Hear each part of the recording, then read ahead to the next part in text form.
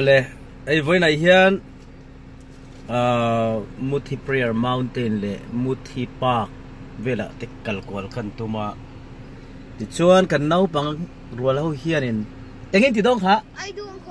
ai don khordo velo phardinga ka fate hon le ta ron lu ru le felania hong kain hong them wait ale ti khan le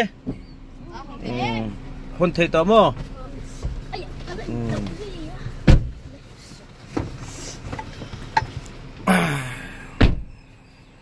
chuan kai doing khor china mi in ming sai dia ru le tan sanga ban phar zewin ya tan sanga khum te ya riu benal chamoya din thara tiang ki po pak kaldo na mo nang engei hi ke ma mo vanal sai lo wa kazain ngai thathi ne yes thank you chuan sikul inkal to thin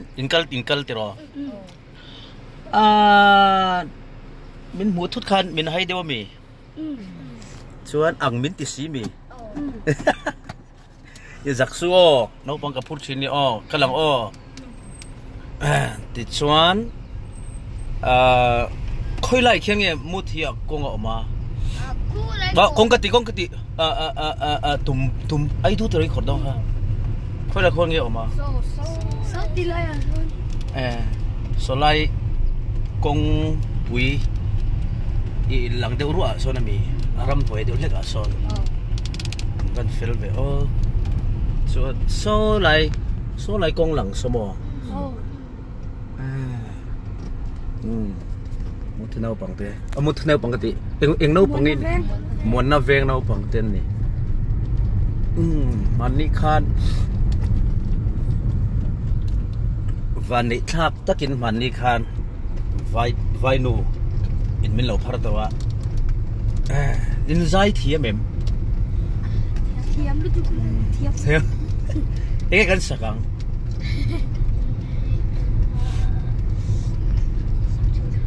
kan tat sa amoy theye ti khai thiam em zai chen o ni lo o le 1 2 3 kan tat sa amoy theye zai ring ang kan melan dan zong po ai ringin kasille fan zong te hia rual zong khum theye rual zong aku in por law no pang dang ka phur chun por thei se hei hi siala le ai ringin surilam en chin tu ka ai ringin inunna angai lut lai ber tin lung a clear zok chi tâm tật cần chiên tiếng không tâm tật cần chiên đem té cần sang lệ chiên mùa dầu để sai giờ sâu có tặng du sam aya tâm po này ma sẽ la anh khare ngầm muang thầy lâu Krista anh này xí lâu ole hey hi siala chungrilam en chin tu kha inunna angai lut lai ber thin lung a thlir zok thine kubian chuang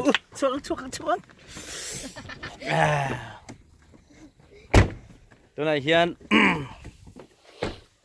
mun na veng thlei rol te nen hey helai hi an nuam hle mai hey Muthi rama kan om me kan ni khi lain kan tan chho do na khoi amo tum bu chin khor do khoi mo kan en chin kal kong lai phei ve lai hian mo in va fel ve mana ka mu chen mo helai kong hi motor tan phei the na mo ka tia ti chonin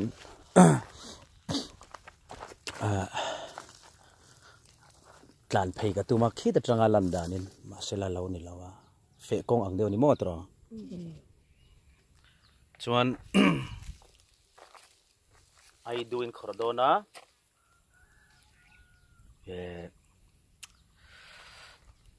khát treo mình về về ngay nữa school thade in kalu la o chuan zuk lem hua bin ti lo wanga chuan ui thei thi khoi ru poi lo khoi rual point lo tro tua chuan lim de hun mang ru o lal pan mal som cheu ro so tam deu in eng lo don in wa po don ne in chung ko tan in fel he mai in school chol lai mi in banga hun sai ani mo hun in mang travel lo mom ve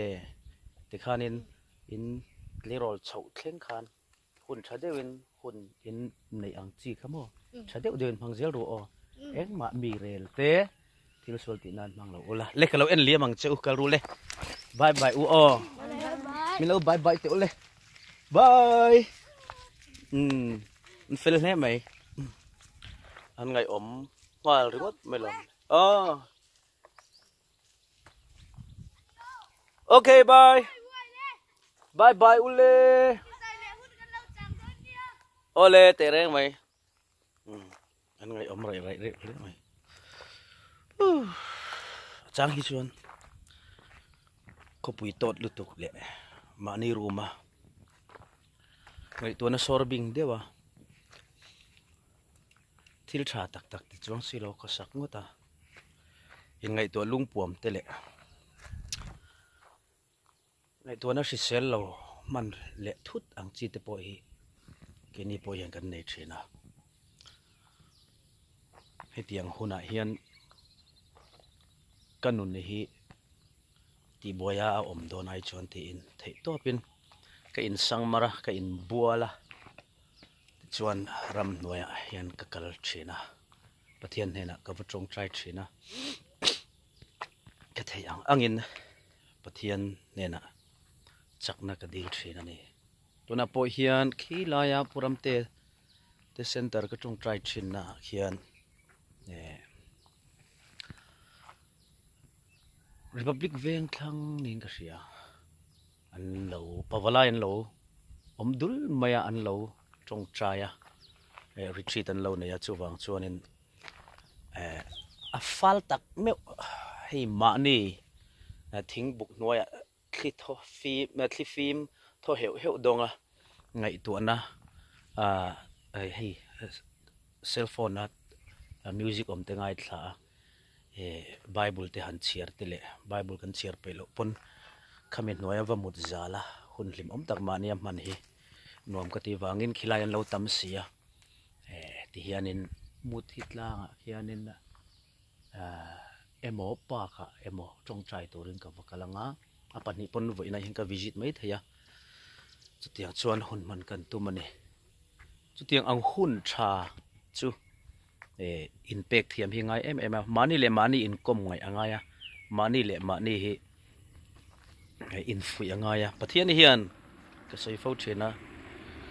katan thian kalama tang za za chum min te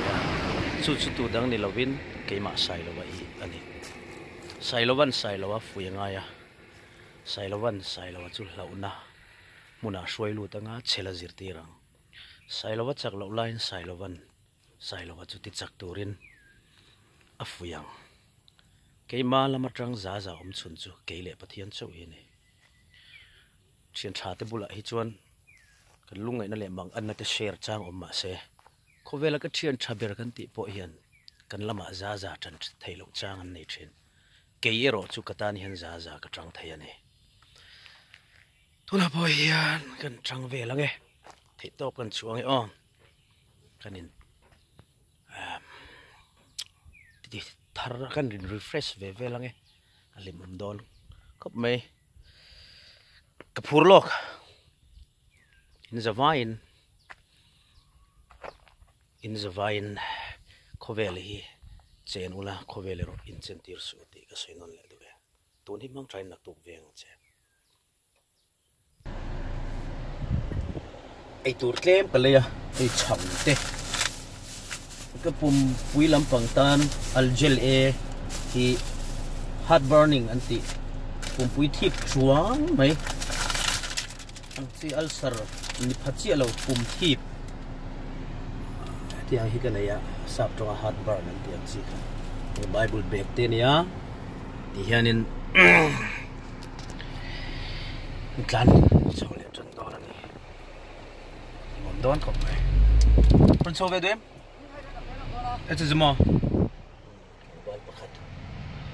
kal ngau mai a so ve tu dak tu tin kan tia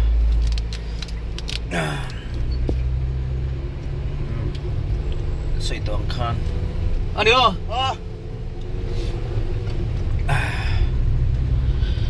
ka soi tong khan ka kar khali ka film khura complain in omle thawaga se fo amara jo kar khal chin pele bike khal chin te pon kan siat kha chuan e ko nga tha em a anwam e khong te hi anwam khop mai ma na kal to a muthi tlang hen kan han tong try to a voi khat prayer mountain a hian chu kong in nuam ka tia zal dan hin nuam khop mai a ka ngai na ni he khokong hi ka ngai na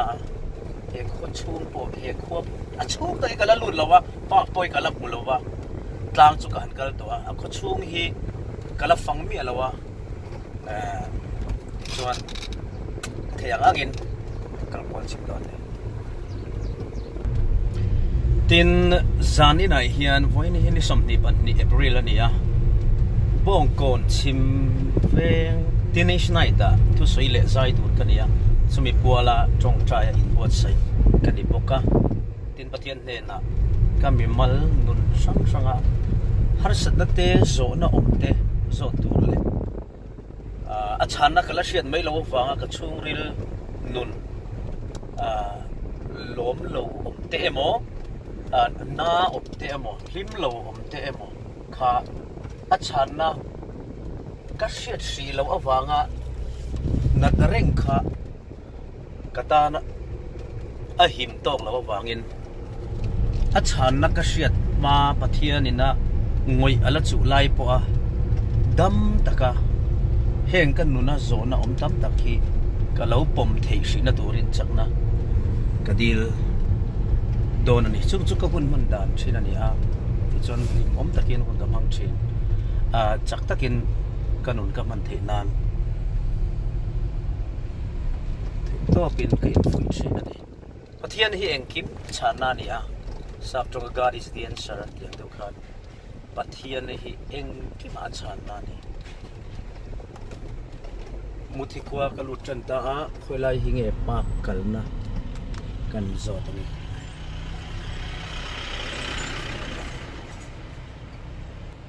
ai kapu khonge muthi pa kha akal kong muthi pa kal kong kha e kong chu hian mo ale kalome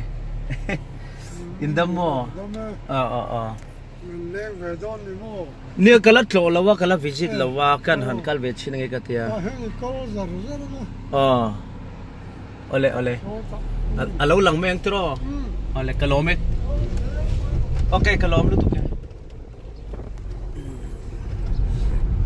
muthi khua te hi ra la tang en ain in le lo in rem dan hi a bit thale maya rin phak bakin karal thir dan ain a chum po hi lo chang ka ma tin in le lo po lo chemi lo thlom mizoram thingtlang kho hi kan van nei em a thei vairam thingtlang kho hian kal ve to rong bolin an van doya an ri thei le zuala keni mizoram thingtlang kho te hi rin phak bakin kan khosakhi a tha in anuama engin ni kan du thu sam chu la thleng lo ma sela state dang thingtlang kho nen vai ho te nen en chonin pathian khong ena kan dong na sak em ani so da tia kal zelitro ale kalom lu tu ke kape hey akhua hi lo nuam thlat ani hei ka voi khat tlan luna nia asa chu mani tlang kan kal khan tlang ko kan direct top maya chuwang chon engma cái chiang mi lo hay làm cái chụp tan đâu nó sa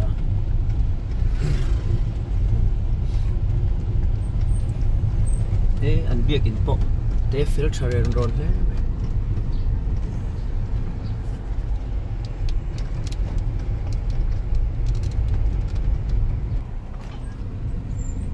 con thế bộ có chung thì mặc lên lang có chung om dan hit lang pang a bay lang chung zo la bay muk takin an oma an insur muk thiam phian mai insur muk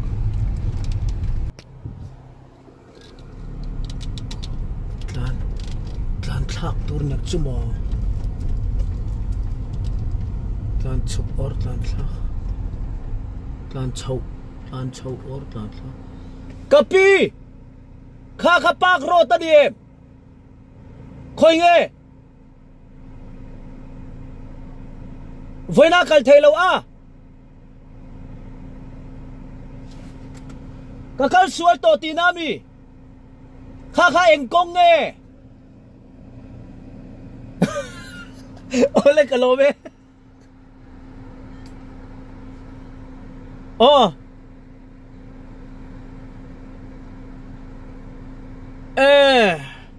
ole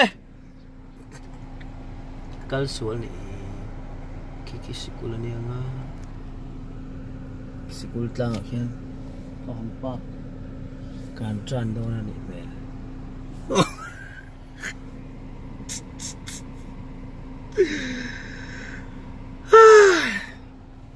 let's go.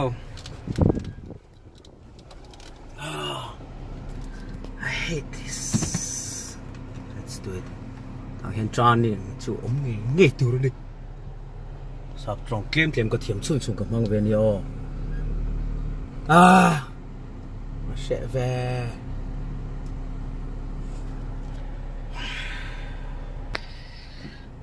Lang cái lên chậu ta, sẽ cũng car pakat polo ome. Anh cái tròn nga, pa kong cái lết đó nè. School nghe. Class 9, class 10.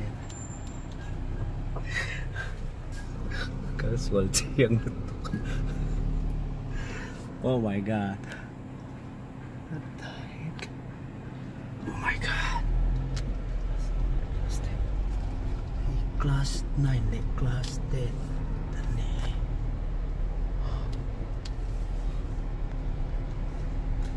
Zo tami. Tunai hian an school ka thlenga. Office hian kalu tanga.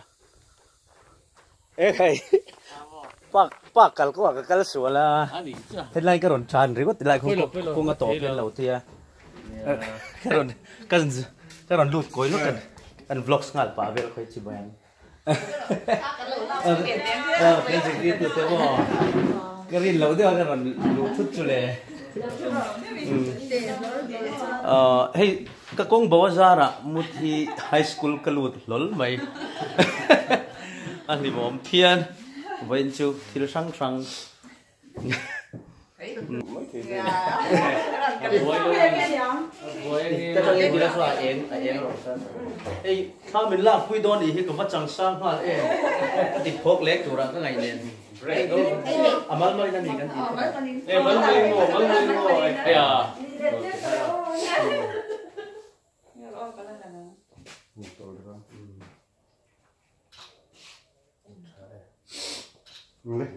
Next.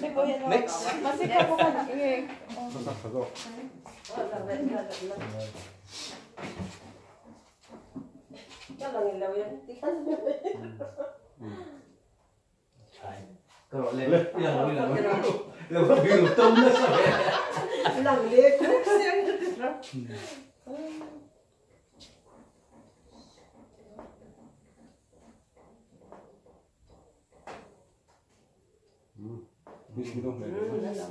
이번 스팀 왜 그런지요? 스팀 뭐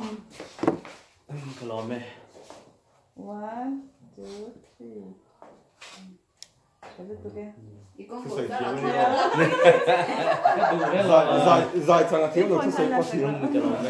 Ni kung bầu ra là chung quên chỉ lá cái lát chỉ lên ha Ai ngon được không? hạt sống na Sao cái gì bồi chứ? bồi Nó bằng không hết phốt liền chứ người Sa kan ulak sa ka. Thế thì nó về. Wa i du la va ni la. Nè, sang tới gần đâu là suốt xin. Khác thế mình lâu thì ở đây các camera, các record make anh. lâu rồi con sẽ phải ăn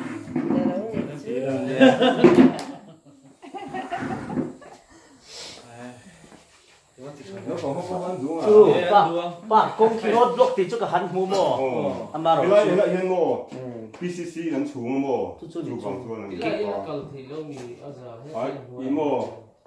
Hakal the na tu chu mo. I rong kal na han le ne sa khu lai ka khip yu in. Bula han kal ding lam pang kong hu na han ko na mo. Jun he lai kong hu hin tin ram chu khoi ka. He de le ko le lu ko. Anh khá sai là đuôi Con ở sập lại. Ei sai na waron le la. Cô đâu bằng chỗ chia rồi. Nè, lunch.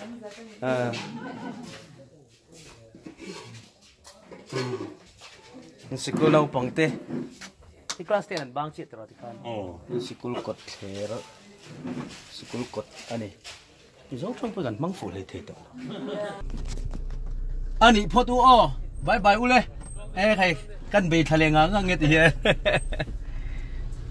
tu na school ka chua san le chi a min lo dong song tra an fel em a ai zol lama trangin zirtir tu nge mo za dan lo wa thoka an lo walang ve a ko chung mi panin thok boka chuanin honi mom tak kamang me ka ni helai hi park road chunia ma se an lo siam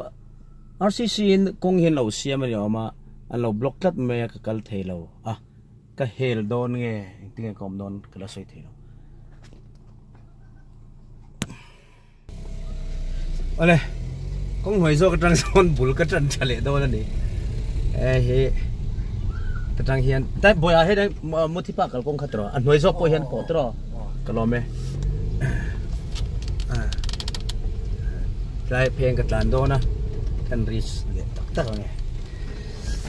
khuvela ka kum ngai ber chu Muthi ka thiana chuan keima ka ni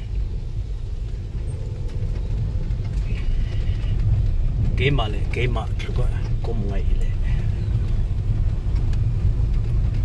kein kei tu ka rin ka nei lo kei hi ka ring em a kei hian kei mai hi ka ko ngai em ani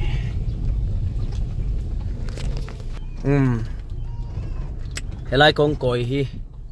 pak kong chunia tang ka phei do na ni khi lai pak kong pa ngai kha an lo bloka kan soi ta kan khan zui phei trat va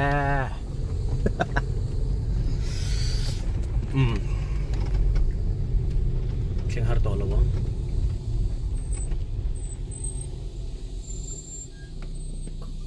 lại cứ thản mua lên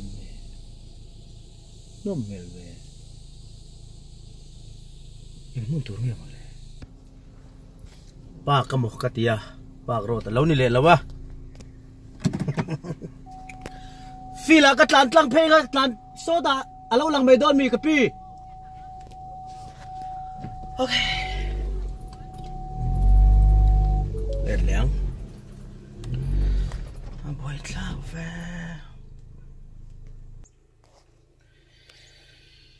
ka bau ring mai ni government sang bana college boys hostel Muthi di Teloma lai sang bana college commerce how big an om down in the commerce department chila min shil tu te khan min shil dik chuan tunen park road lama ka kal don ani hey tu jaga bau to lo wang o bau na ram thaler te ti luai fila kal le ko nga che mai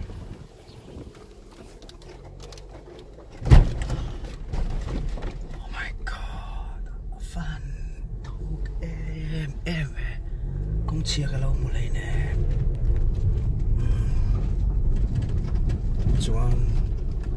bakal dik eta ki ni ki alo intar alo mai bak ti chu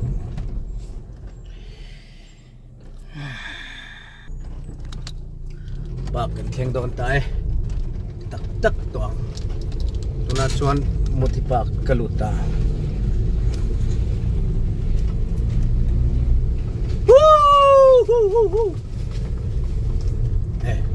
so lal mel deu lo thu con nuam em in sia tir ngai chi mi kan lek lo in report ngai ten em luman a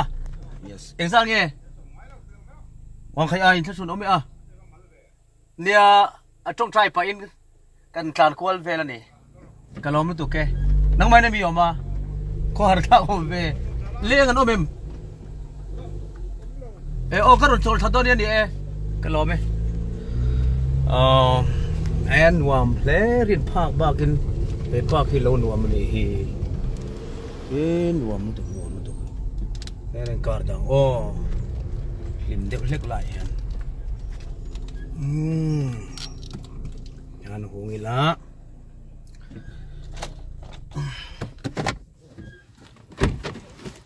tuna yan Parkah ka chuak chi selfie stick keng lo kut pok kham du kham mai lo nuam ve reu tak adi hi chu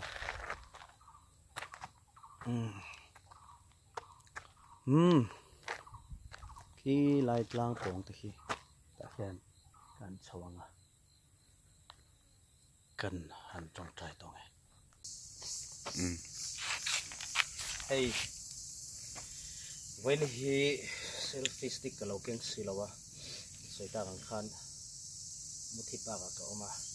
selfie stick ka siam chop dor ni edian selfie stick lo jong kut kham du to ka dan ti kwal vel tak ani pa duty lo hlau maya ni hian lo record sak thaya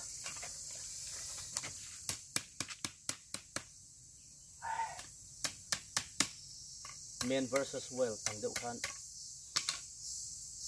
kim hi ti the level vek mai ta hian phone kha kat da de don ni ti hian ka koi el se tanga du le an tai phone ka khamanga ka tron to me don ni selfie stick khali tu kan ya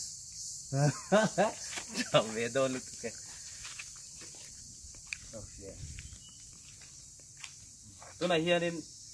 ka phone hi battery 7% chi oma chuan kan charge nga pa ve leng chho don ani are lo me no lat lang wal hin don leng kat maya ni ka lorin phak la lut tu kan ya tiang em hian hen Muthi Parkah alu nang ti garing lawa kong nuai fe a elama hen ka chuk khata ni hian chuan thayang angin ka intilim ve don ke ma in anni a in thian tha ka nei tha zo ka chu ke ma ai ka thian tha nia in phachan ngai lawa lalpa ka nei boka chun mai nian le maya he Muthi Parkah hian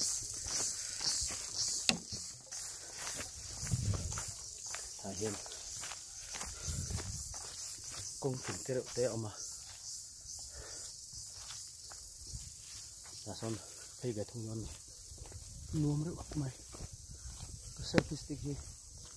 thira nia thira zai de ro chuang chon klem ken kho de lek ti te sila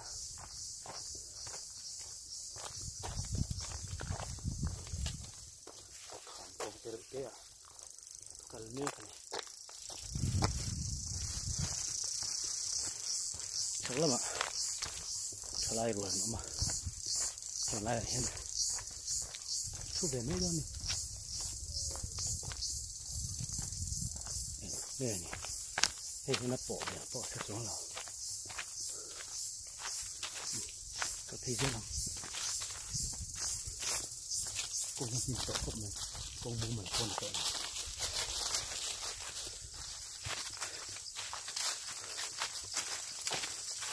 went to adventure and kabeni Muthi Park chong ko om tak ke hei lo nuam khop mai nuam tak ani karin park ba kin nuam a spot a hi ngani a romantic nulat lang wal du zong tak hun te poni ve do ni amaro chu thil swal ti tur ro chong kal lem lo ula hlim turin tiang hlim taka hlim turin thiang apo hian hlim ma tel lo hi chuan mo thiang hi chu tama ase hlim thiang hlim hanti hi a om zia ber chu pom thei china lom na pom thei china nom na pathian dan nuai soina angani chu bible ina thiang hlim ati khovel lo hi chu enjoy hlim pui chen tum lovila au fu ber hi Muthi Park hi nuam tak mewani solai phei mual kal dan te dis em lai te len si kal eu ewa sut da khamun le nge yang chu kal eu eu ti lim om hle mai when hit life flower pang par pot par po moi khop mai om dan hi karin lo den Muthi Park hi alo oma achan chu karin dana chuan thing thel hin hen satlia top tur a kalo nga ya hetia ang hin decoration le thil kalphung pa ngai tak a omang ti kalo ring lo sarkar te an tang le sel te u nuam em ai